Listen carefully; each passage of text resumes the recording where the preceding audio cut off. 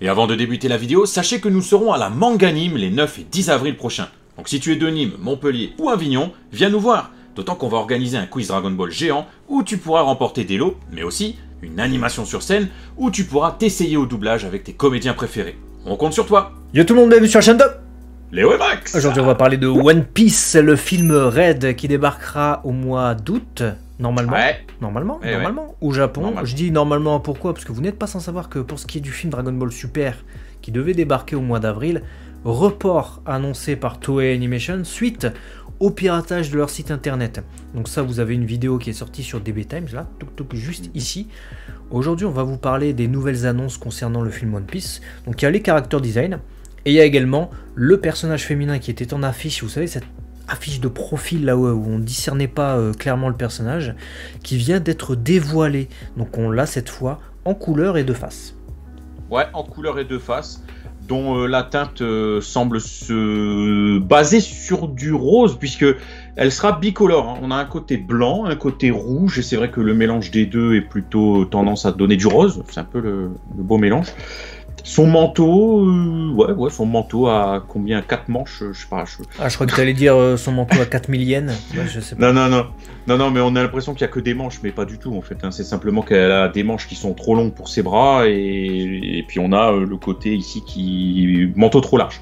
Manteau trop large. Mais alors, je sais pas toi, mais le Kara Design, je l'aime bien en fait. Il est suffisamment loufoque et original, et au desk, pour me plaire. J'aime bien. Et bah vaut mieux qu'il soit loufoque que Luffy, parce que justement elle en parle là, de Luffy, elle dit Ne Luffy, Kaizoku Yamenayo.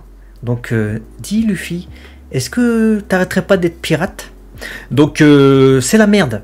Parce que ce personnage, on ne connaît pas son nom, on ne connaît pas ses intentions, on ne sait pas si c'est une protagoniste, donc personnage voilà, d'importance majeure, personnage d'importance importante. Répétition, mais bon, j'y peux rien, c'est comme ça.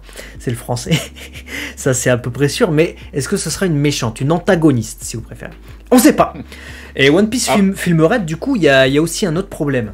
C'est que du coup, avec l'apparition de ce personnage, tu l'as dit, elle est rouge. Elle est voilà, bicolore. Elle est rose, rouge, blanc, tout ça. Elle a volé la tenue de Nami dans One Piece Gold, là, ou la tenue blanche. Elle a foutu un manteau de hip-hop par-dessus. D'accord, ça on a bien compris. Mais est-ce que Film Red, finalement, c'est pas aussi en adéquation avec ce personnage-là? C'est peut-être en adéquation avec ce personnage-là, et peut-être Shanks aussi, qui ne nous dit pas oui, c'est nécessairement que c'est sa fille. Ouais, ça je sais pas. Ça je sais pas. J'imagine. Je serais pas allé jusque-là, mais. Avec une femme aux cheveux blancs. Mais je vais pas faire de. Voilà, imagine. Attends, laisse-moi terminer sur Shanks.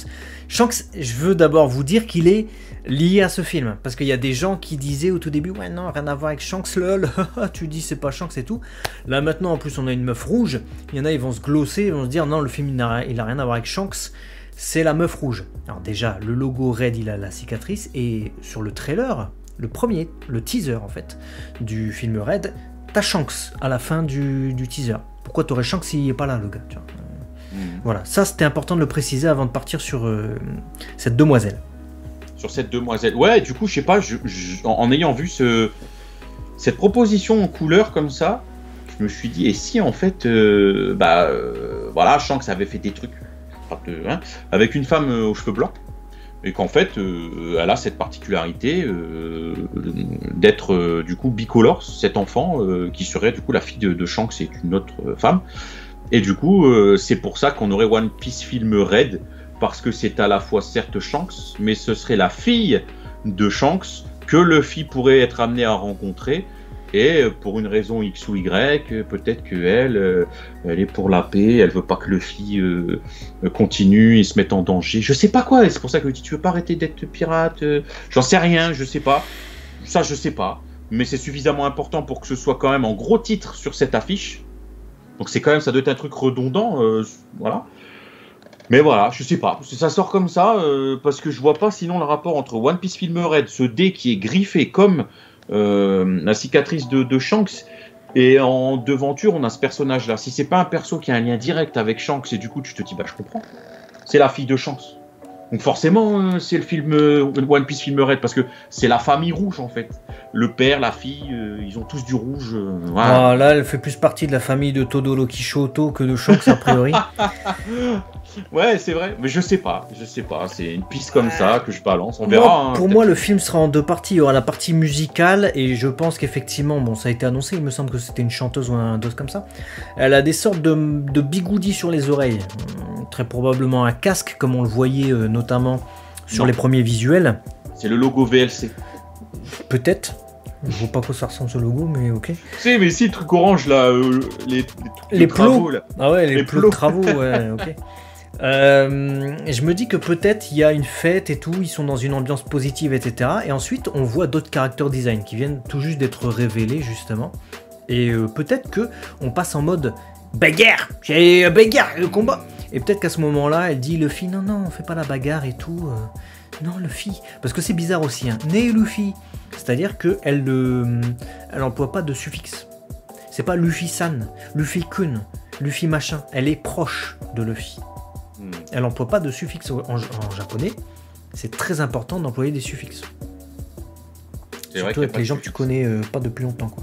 Ouais, et surtout qu'en plus elle dit tu veux pas arrêter d'être pirate, alors que dans le fond et derrière elle, on a un logo qui fait penser à un Jolly Roger en fait.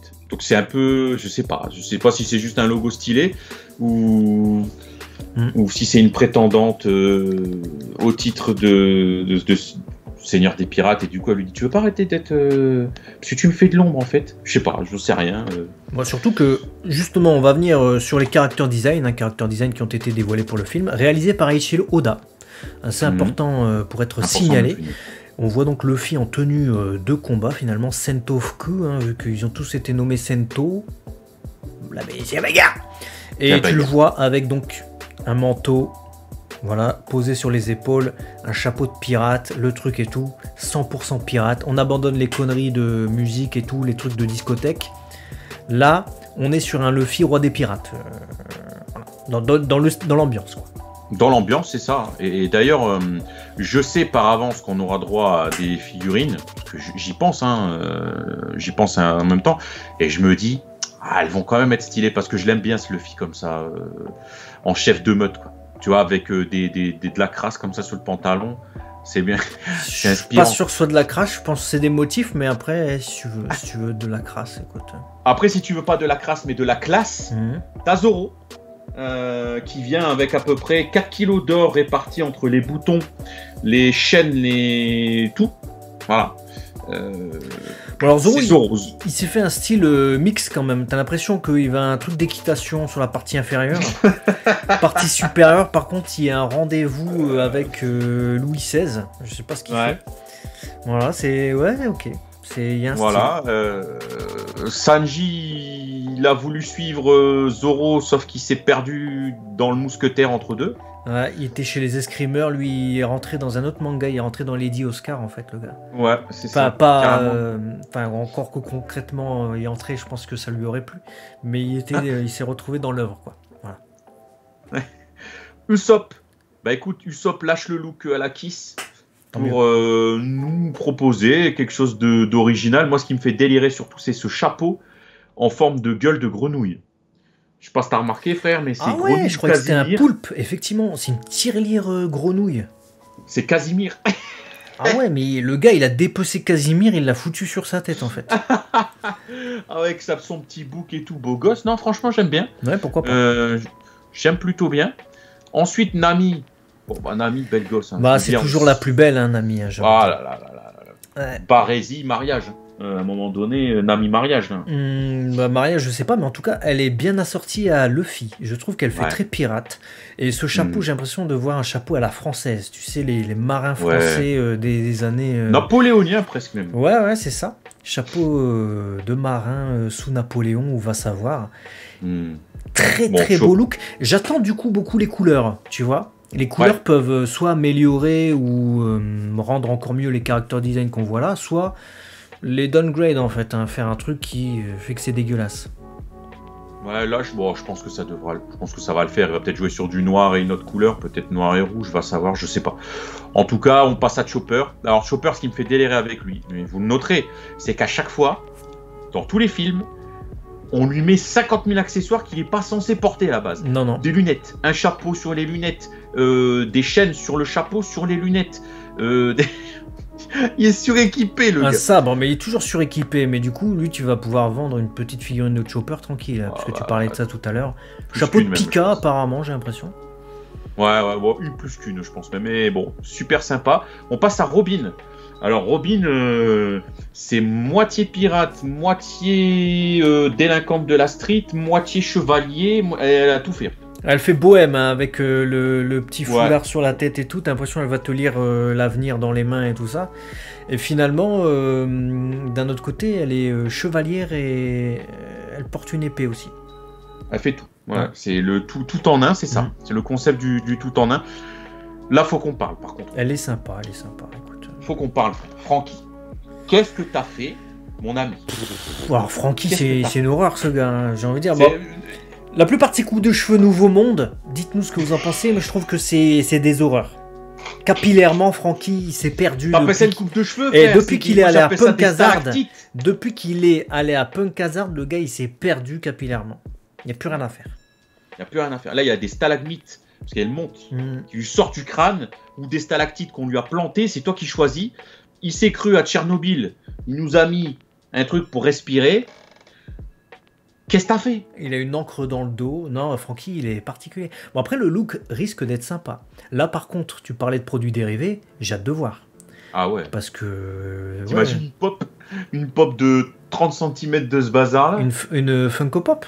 Non, une Portrait of Pirates. Ah ouais, P.O.P. Ça serait cher. Ça pourrait être beau. Ça déglinguerait, mais ça serait cher, ouais, je pense. Voilà, et quitte à rester dans la picomanie, on a Brooke, qui du coup a fait de sa touffe une étoile de mer avec un bandana.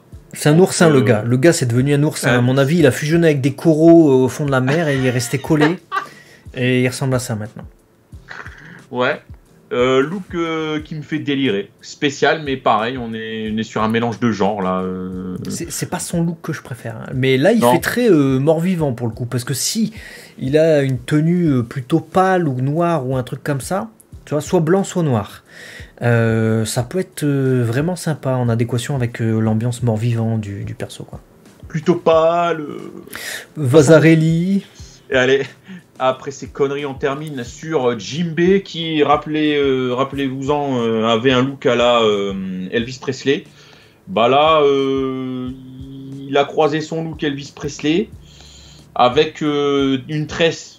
Et une grosse ceinture. La ceinture, elle doit coûter, je pense, 200 balles à elle seule.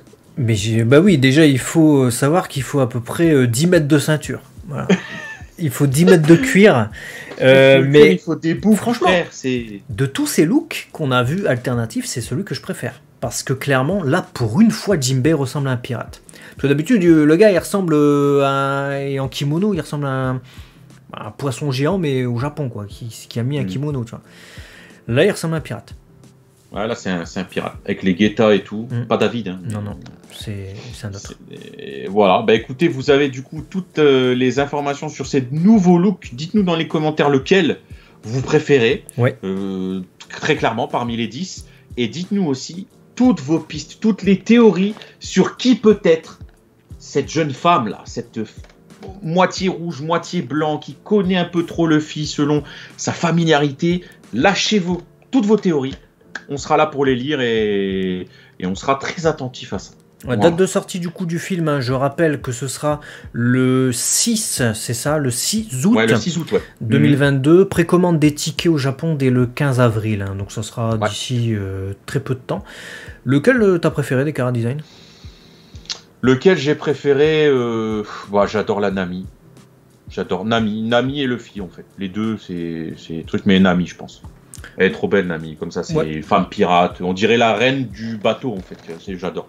La reine du bateau Espérons que ce soit pas le même bateau que dans One Piece Odyssey, si vous avez vu notre vidéo. Si vous l'avez pas vu, One Piece Odyssey, la vidéo est juste là. Allez voir, ça peut être sympa.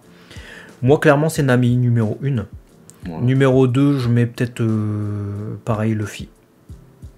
Voilà. Étonnamment, sur ce film-là, Zoro... Oh non, Zoro, je sais pas. Je sens que Zoro, parce il va que être habillé comme ça. Je me demande s'il va pas vite lâcher son truc. En fait. Je sais Ouais. pas pourquoi J'avoue.